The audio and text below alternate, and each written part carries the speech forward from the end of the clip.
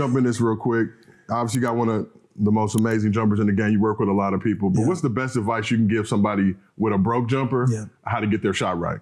Honestly, just form shoot, master the mid-range jump shot. A lot of people see on my page me shooting threes, but unfortunately in today's youth online, that's like cool.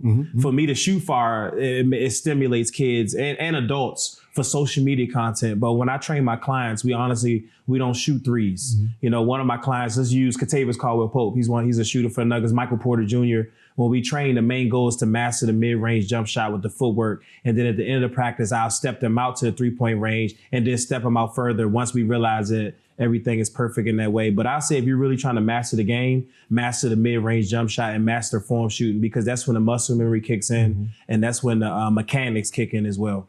You'd be surprised that kids that are great at three aren't great at the mid-range, aren't great at making layups. Right. I go to tournaments and you'll be surprised how many kids can't make layups, finish layups. And, you know, like I was telling my son when we first started, this is in the middle of Curry being Curry. Like, yo, like to get to him, you have to start here. Absolutely. You can't just jump to try to be Steph Curry because Steph Curry started here, mid-range, college three, or high school three, college three, then NBA three, then his own range. You have to get through all those levels to become this. You just can't start here and think that you're going to be the Steph Curry, because if somebody pushes you off the line, can you hit the mid-range? Can you hit the floater? Can you make the layup? So if I'm telling kids, it's like start at the beginning.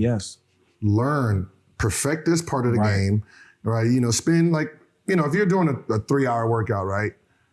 An hour should be layups in 5, 10 footers. That's it. The first hour. Next hour, mid-range. Next hour, threes. You know, work on all three categories, just not sitting at the three-point line all day. Absolutely. And a good example is like one of my clients, Cole Anthony. So since he's so explosive, we had to teach him how to cut off his quick twitch for the art of shooting. So the second half of the season, he got better.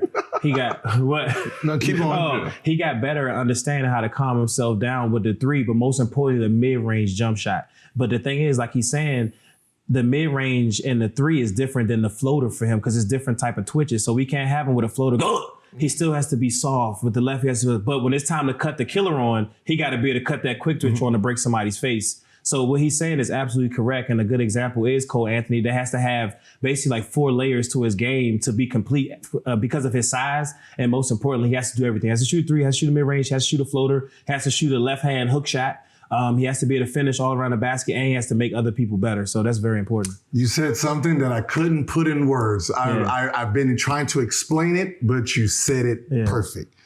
Learning how to turn off your quick twitch. So when someone sees Ben Simmons and Westbrook and wonder why they can't shoot because they haven't figured out how to turn off the balance, the fast twitch muscle to slow down for those shots, which, you know, for most kids that are fast and explosive, that is very important shooting jumpers, right? And that's the reason Ben Simmons and those type of guys can't shoot moving because their fast twitch muscle is still going and they have not learned how to turn it off because a lot of people can't identify with that. No, they can't. And that's what I do. Like a good example too is Grayson Allen.